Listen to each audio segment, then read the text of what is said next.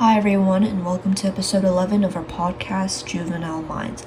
My name is Joy, and today we are going to delve into the topic of cultural appropriation, which is something that has shown up quite frequently, especially on social media platforms like TikTok. And cultural appropriation is a term that has sparked intense debate, raising important questions about respect, identity, and the sharing of cultural practices. But what exactly does it mean? When does borrowing from another culture cross the line into appropriation? And why is it such a contentious issue in our globalized world? Let's explore this phenomenon together as I pass it on to Michelle. So, what is cultural appropriation? Cultural appropriation is the unacknowledged or inappropriate adoption of customs, practices, ideas, etc. of one people or society by members of another and typically more dominant people or society. Historically, marginalized communities in the United States have been blatantly subjected to cultural appropriation by their white counterparts. In the early 19th centuries, African Americans saw the appropriation of their culture through a well-known American form of theater known as the minstrel show. These shows were mostly performed by whites who wore blackface, which is an exaggeration of African American features, by whites through polish and corks, mimicking enslaved African Americans in the South. These shows depicted African Americans as lazy, ignorant, cowardly, or hypersexual, subjugating them to harmful stereotypes. Although near the 20th century, this form of theater became replaced by the vaudeville style of theater, such stereotypes and blackface persisted against African Americans. Today, although our society becomes increasingly cognizant of such issues, there are still many forms of cultural appropriation that goes unseen in our society. Cultural appropriation can be seen in the fashion and entertainment industries, where both industries have and are still profiting off the cultures of marginalized groups without giving the proper credit and respect. Cultural appropriation can be harmful to the marginalized communities as it exploits their culture and distorts it into something it is not. This can lead to the perpetuation of already harmful stereotypes as well as producing new ones, which undoubtedly hurts the group. Cultural appropriation is also a form of mockery, and such mockery can null the voices of marginalized groups or prevent them from having a voice at all. As expressed by Chimamanda Ngozi Adichie, the single story creates stereotypes, and the problem with stereotypes is not that they are untrue, but that they are incomplete. They make one story become the only story. Cultural appropriation in fashion is also a complex and often contentious issue. It involves adoption or use of elements of one culture by members of another culture, often without permission and in a context that may be seen as disrespectful or insensitive. This phenomenon has been widely discussed and criticized in the fashion industry for several reasons.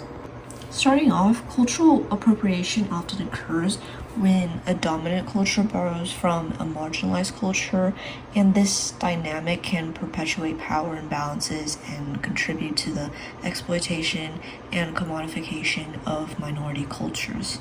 Similarly, when a culture element are used in fashion without understanding or respecting their cultural significance, it can lead to misrepresentation and trivialization of cultural traditions. For instance, sacred symbols, traditional garments, or hairstyles may be used in a way that strips them of their original meaning. And also, fashion brands and designers may profit from the use of cultural elements without providing any benefit to the communities from which these elements originate. And this can be seen as exploitive, particularly when the original creators receive no recognition or compensation. Some specific examples can be, but are not limited to, traditional garments. For example, high-profile cases include the use of Native American headdresses, which hold significant spiritual and cultural meaning in fashion shows and music festivals as mere accessories. And next, traditional patterns and techniques from cultures such as African, Indian, or indigenous South American communities are often copied by mainstream fashion brands without acknowledgement or compensation. And finally, hairstyles such as cornrows, dreadlocks, and bantu knots have been worn by Black communities for centuries. When celebrities or designers from dominant cultures adopt these hairstyles, it can be seen as appropriative, especially when the originators face discriminations for wearing the same hairstyles. In accordance to fashion, cultural appropriation in entertainment involves the use of elements from one culture by individuals or creators from another culture, often without proper acknowledgement, understanding, or respect for the original context and significance. And this practice can lead to a range of issues, including misrepresentation, again, stereotyping, and the commodification of cultural expressions. Today, we'll be discussing some key issues of cultural appropriation in the entertainment industry.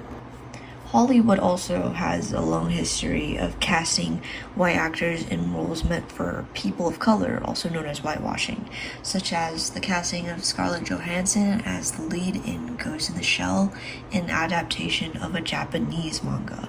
Additionally, films like The Last Airbender has been criticized for casting white actors in roles that should have been played by actors of Asian descent. Cultural appropriation in entertainment often extend to fashion and costumes as well. For example, wearing traditional Native American headdresses at music festivals or as costumes, which disrespects the cultural and spiritual significance of these items once again. And finally, dance styles originating from marginalized cultures such as hip-hop or traditional African dances are often adopted by mainstream performers without proper acknowledgement, and this can lead to the erasure of cultural origins and significance of these dance forms. Now we're going to be jumping into some issues and examples of cultural appropriation that I personally am quite interested and passionate in, and the issues that I'm going to be talking about involve Chinese culture and slight cases of xenophobia. The first issue is the Dior dress scandal back in 2022, and the Dior Ma Mian skirt scandal is an example of cultural appropriation and misrepresentation in the fashion industry, as we've discussed earlier.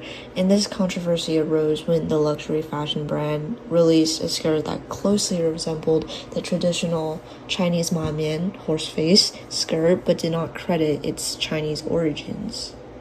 So for a little bit of background, the Ma Mian skirt is a traditional Chinese garment that dates back to the Song dynasty and was popular during the Ming and Qing dynasties. It is characterized by its unique pleats and overlapping fabric panels, which allow for ease of movement. And this skirt has historical and cultural significance in China, often associated with traditional Chinese attire and worn on special occasions. And in 2022, Dior released a black pleated skirt that bore a striking resemblance to the Chinese Ma Mian skirt, and the design featured similar pleats and structure. And Dior marketed the new skirt as a new and original design, referring to it as a pleated skirt without acknowledging its historical Chinese origins. And of course, there was a lot of backlash. Many people, especially within the Chinese community, accused Dior of cultural appropriation, and they argued that the brand has copied a traditional Chinese design without giving proper credit, of course, thus disrespecting Chinese cultural heritage, to which Dior did release an apology too. The next issue that I'm going to be talking about is another Chinese tradition that has been misrepresented on the internet, and it's called tanghulu, which is one of my favorite snacks growing up as a Chinese American. So for some context, tanghulu, also known as bingtanghulu, is a popular street food in China that dates back to the Song dynasty as well, and it consists of skewered fruits, often hawthorn berries, coated in hardened sugar syrup, and it's traditionally enjoyed during festivals and is a beloved part of Chinese culinary heritage. Its sweet, crunchy exterior and tart fruit inside are distinctive features. And in some instances, tanghulu has actually been marketed or presented as a Korean snack, which is inaccurate and misleading. This misrepresentation can lead to a number of issues, including the erasure of its Chinese cultural origins, and when cultural elements like tanghulu are mislabeled, it can contribute to broader cultural confusion and misinformation, affecting how people understand and appreciate the cultural significance of such items. Here are some ways to practice cultural appreciation and avoid cultural appropriation. Number 1 is to educate yourself. Take the time to study the history, traditions, and significance of the cultural elements you admire. Understanding the context behind cultural practices and symbols is crucial to avoid appropriation. Also recognize how cultural appropriation can harm marginalized communities by trivializing their traditions, misrepresenting their identities, and perpetuating stereotypes. Step 2 is to just engage respectfully. When possible, seek permission from cultural bearers before using or engaging with cultural elements. This shows respect and acknowledges the ownership of those traditions. You can also purchase goods, arts, or services directly from members of the culture. This ensures that you are supporting the community and honoring their craftsmanship and traditions rather than the companies who exploit them. Number 3 is to be mindful of context. Avoid using sacred symbols, attires, or practices as fashion statements or for entertainment purposes. All in all, when approaching the topic of culture, it is always important to be open-minded and respectful to avoid unintentionally hurting an individual or group.